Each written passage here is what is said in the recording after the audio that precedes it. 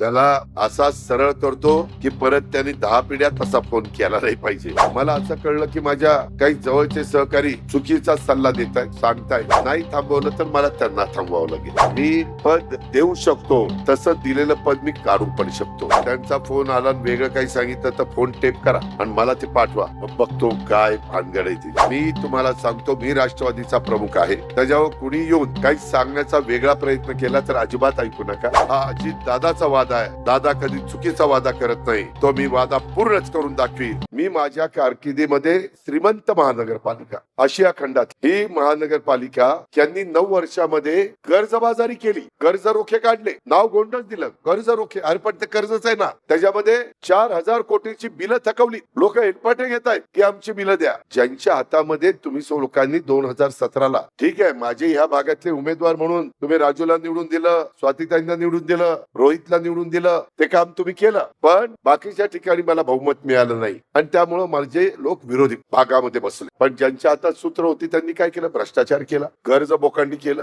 Tender मध्ये ring करायला सुरुवात केली, स्वतःच्या घरदार भरायला सुरुवात केली, प्रत्येक कामामध्ये करोडो रुपये खायला सुरुवात केली. त्यांच्या किती प्रॉपर्टी झाल्या जरी एकदा बघा. हे कुठनं आलं, कसं आलं, असा काय चमत्कार घडला, पण ते झालंय. आणि ह्यांना पैशाची आणि सत्तेची मस्ती आली. त्याच्या संदर्भामध्ये आता काही पण माझ्यावर आरोप करतात. म्हणले आता शिवनेरी नवीन जिल्हा करायचा आहे आणि त्याचं महत्वाचं ठिकाण पिंपरी चिंचवड करायचंय. हे दादांना होऊन द्यायचं नाही म्हणून दादा विरोध करतात. मला कशाला न होऊन द्यायचं? युगपुरुष छत्रपती शिवाजी महाराजांचा ज्या शिवनेरी किल्ल्यावर जन्म झाला, तिथं जनतेची मागणी असेल, जसं पूर्वी जुन्या लोकांना आठवत असेल, कुलाबा नाव होतं, कुलाबा, ते बदललं आणि त्याचं रायगड केलं. उस्मानाबाद ते बदललं, धाराशिव केलं. औरंगाबाद त्यावेळेसच्या राज्यकर्त्यांनी ते बदललं आणि संभाजीनगर केलं, छत्रपती संभाजीनगर. अशी नावं बदलतात, हे आपण पाहिलंय. आणि ह्या जिल्ह्यामध्ये जर वेगळा काही विचार केला असेल तर त्याच्या संदर्भामध्ये जनतेची तशी मागणी असेल तर लोकप्रतिनिधी त्याला पाठवणच देत. हे झाकून राहिलेलं नाहीये. आणि म्हणून मित्रांनो,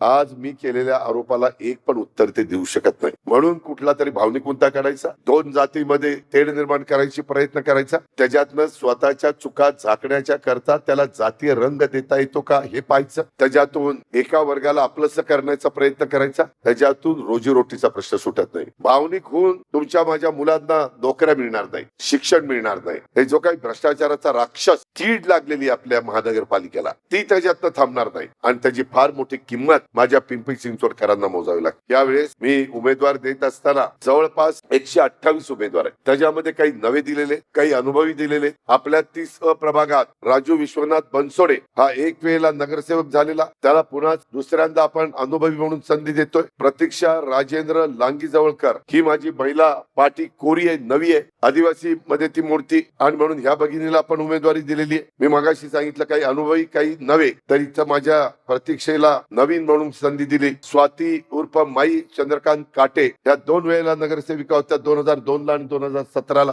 एवढी मोठी महानगरपालिका चालवण्याच्या करता काही अनुभवी माणसं लागतात, स्त्रिया लागतात, त्या मी माईंच्या रूपाने तिथं दिले. आणि रोहित उर्फ अप्पा सुदाम काटे हा 2 वेळेला 2012 आणि 17 नगरसेवक म्हणून त्यांनी इथं नेतृत्व केलंय. त्याला आता 3ऱ्यांदा आपण संधी देतोय. आणि म्हणून माझी विनंती आहे की काही चांगल्या लोकांना पण थांबावं लागलं. इथं आशाताई शेंडगे त्यांनी पण माझं सभागृह गाजवलं. एनटी समाजामध्ये त्या मोडतात, आम्हाला त्यांनाही उमेदवारी द्यायची होती, पण काही कारणाने देता आली. जागा 4च होत्या आणि सगळेच ताकदवान होते. काही लोक आमच्याकडे उमेदवारी मागून मागून थकले आणि नाही मिळाली म्हणून तिकडे गेले आणि तिकडे उमेदवारी घेतली.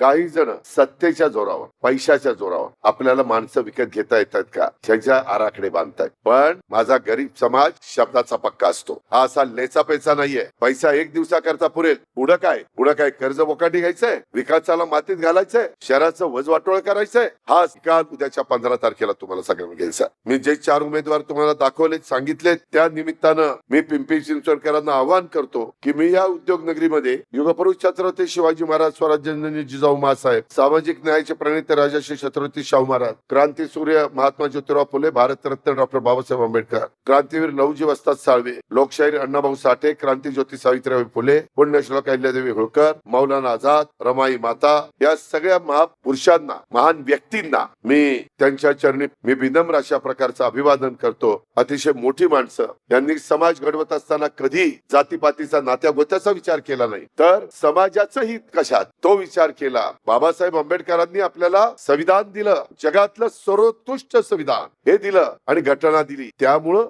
आज आपण सगळे एकोप्याने राहतो.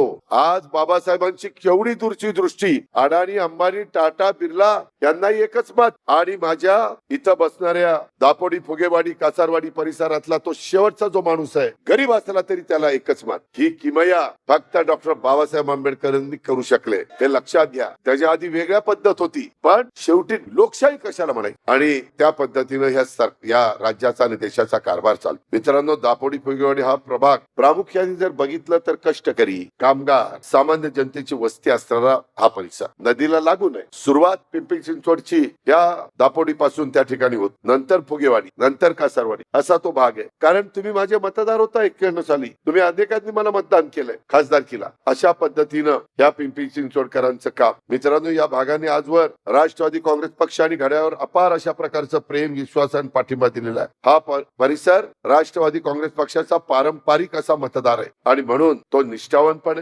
पक्षाची भक्कम संघटना ताकद देखील इथं कायम राहिलेली आहे. आणि इथं कासारवाडी, शंकरवाडी, शास्त्रीनगर, केशवनगर, हिराबाई लांडगे, झोपडपट्टी, फुगेवाडी, संजय नगर, दापोडी गावठाण, सिद्धार्थनगर, गणेशनगर, आनंदवन, जयभीम नगर, महात्मा फुले नगर यांच्यासह इतर उपविभाग ह्याच्यामध्ये येतात. या प्रभागात अनेक जातीचे, धर्माचे नागरिक खूप वर्षापासून राहतात, गुण्यागोविंदाने राहतात आणि या परिसरात नोकरी, व्यापार, उद्योग, शिक्षणासाठी राज्याच्या कानाकोपऱ्यातनं आलेले खूप लोक आपल्याला त्या ठिकाणी दाखवता येईल. आम्ही यावेळेस एक संकल्प केलेला आहे, संकल्प 7. त्याच्यामध्ये तुम्ही जसं मागं 25 वर्ष माझ्या विचाराची महानगरपालिका दिली, तशा पद्धतीने उद्याच्या 15 तारखेला तुम्हाला सगळ्यांना द्यायचं आहे. वातावरण राष्ट्रवादी काँग्रेसमय झालेलं आहे. लोकांना बदल हवा आहे. लोकांना 9 वर्षाच्या कारभाराला इथल्या स्थानिक लोक कंटाळलेली. मी सांगेपर्यंत लोकांना माहिती नव्हतं, आशिया खंडातली सगळ्यात श्रीमंत महानगरपालिका हिंदी कर्जरोख्यामध्ये लोटली आणि 4000 कोटी बिल देणं यांनी बाकी ठेवलेलं आहे. मित्रांनो, आम्ही ठरवलंय, तुम्ही माझ्या राजू बनसोडे, प्रतीक्षा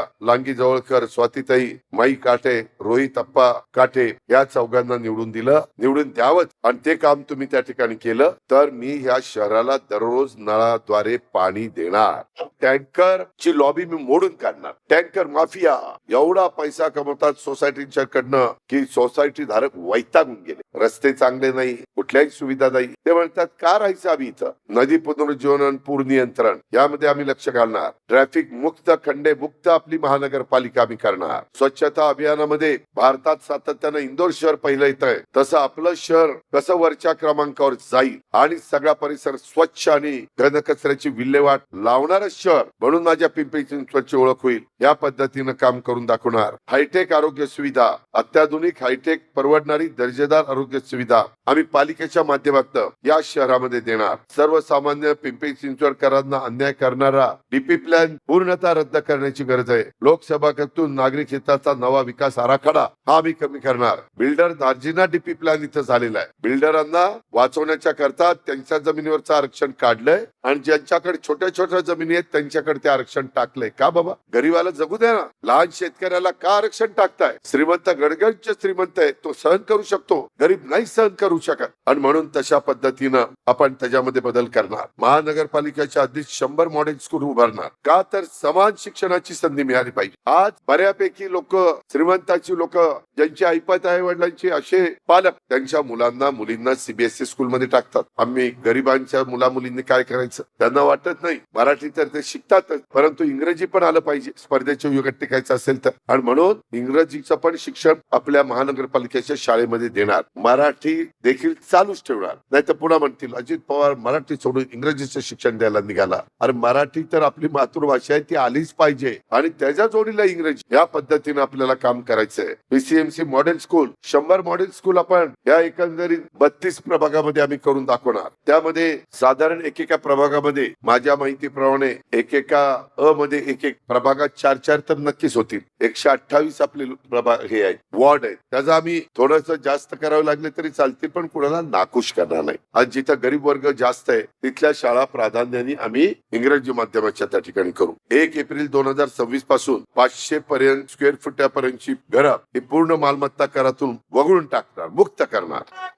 आणि ज्यांची 500च्या पुढे आहे त्यांच्याकडनं टॅक्स गोळा करणार, कारण त्यांची ऐपत आहे. हा मग काय, आता मोठा बंगला 10,000 स्क्वेअर फीटचा बांधला तर त्याला टॅक्स नको लावायला, हसून कसं चालेल. शेवटी कसं असतं, लोकाभिमुख सरकार किंवा महानगरपालिका करायची असेल तर ज्याची ऐपत नाही त्याला मदत करायची, ज्याची ऐपत आहे त्याच्याकडनं काढून घ्यायचं, काही प्रमाणात त्याला झेपेल एवढं. या पद्धतीनं आपण पुढे जातोय. आपल्याला सर्वांच्यासाठी मेट्रो आणि पीसीएमसी ही बस सेवा मोफत करायची, फुकट. तुम्ही मेट्रो आणि पीएमपीएमएल जायचं.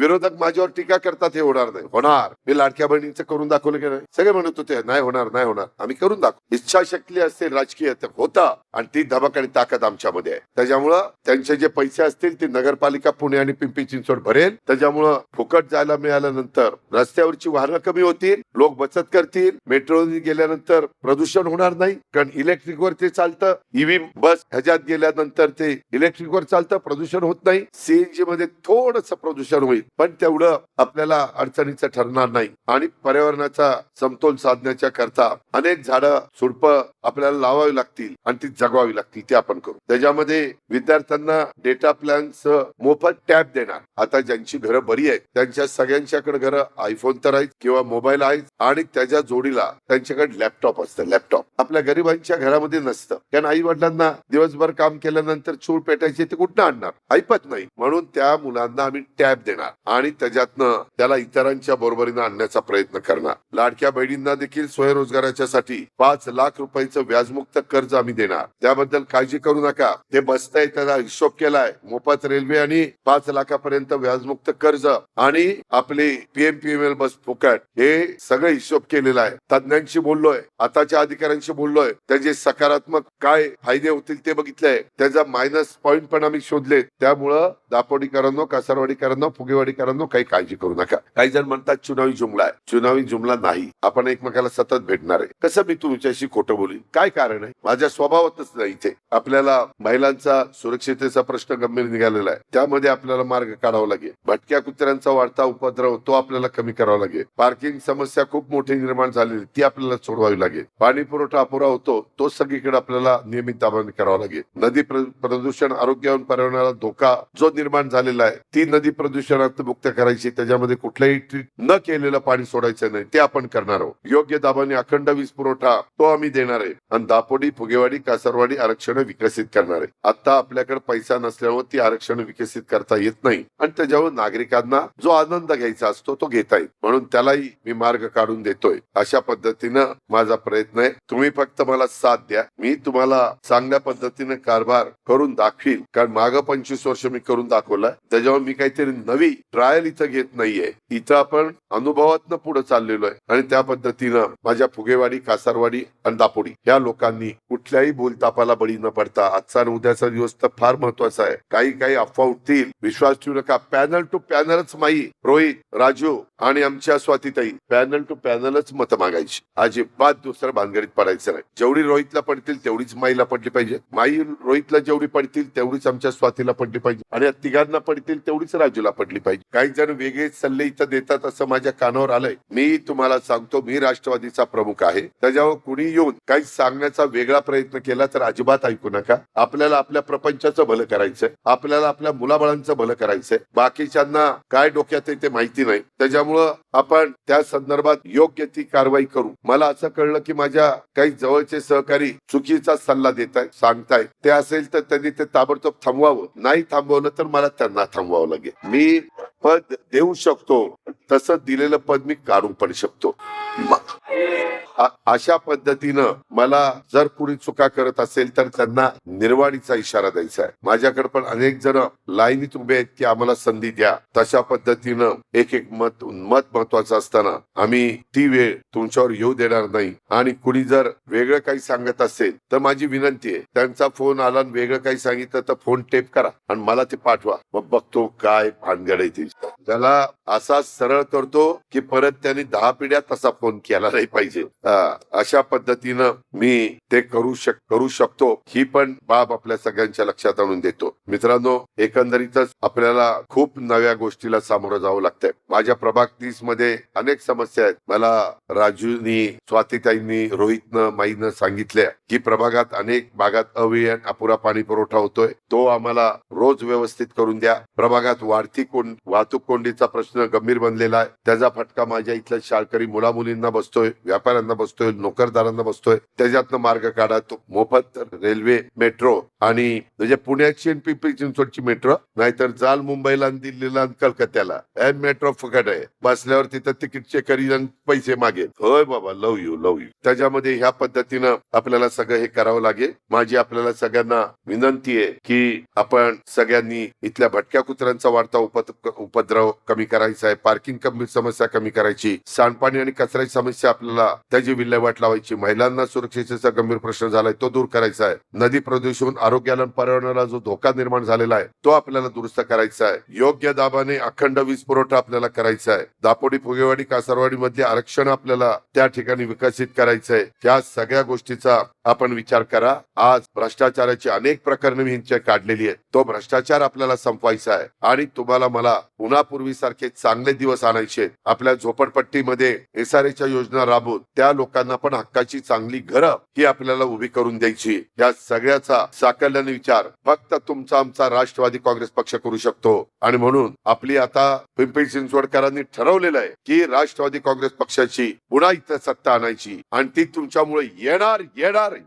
त्याच्यामुळं तुम्ही घड्याळाला विसरू नका. आणि हे सगळी कामं करण्याच्या करता मी सकाळी 6 पासून तुमच्या करता राबीन आणि आपला गेलेला नावलौकिक पुन्हा आपण त्या ठिकाणी पिंपरी चिंचवडच्या करता आणू. दापोडी, फुगेवाडी, कासारवाडी करता आणू. कुठेही माझ्या चौघा उमेदवारांच्या कार्यकर्त्यांनी पण स्वतःकडनं कुठली चूक होऊन देऊ नका. फार डोळ्यात तेल घालून काम करा आणि कसल्या प्रलोभनाला बळी पडू नका. हे पण मी आव्हान या निमित्तानं करतो. आणि राजू बनसोडे, आमच्या प्रतीक्षा लांगी, स्वाती माई काटे आणि रोहित अप्पा काटे या चौघांना आपण आपलं प्रत्येक मत कुठेही सिंगल पोलिंग न करता पॅनल टू पॅनल द्यावं. तुम्ही तुमचं काम उद्याच्या 15 तारखेला करा. पुढे 5 वर्ष मी जो शब्द दिलेला आहे त्या पद्धतीनं मी या शहराचा सर्वांगीण विकास त्या ठिकाणी करून दाखवीन. त्याबद्दलचा खात्री हा मी तुम्हाला सगळ्यांना देतो. हा अजित दादाचा वादा आहे. दादा कधी चुकीचा वादा करत नाही. तो मी वादा पूर्णच करून दाखवीन हा शब्द मी आपल्याला देतो आणि या ठिकाणी थांबतो. जय हिंद, जय महाराष्ट्र, जय राष्ट्रवादी.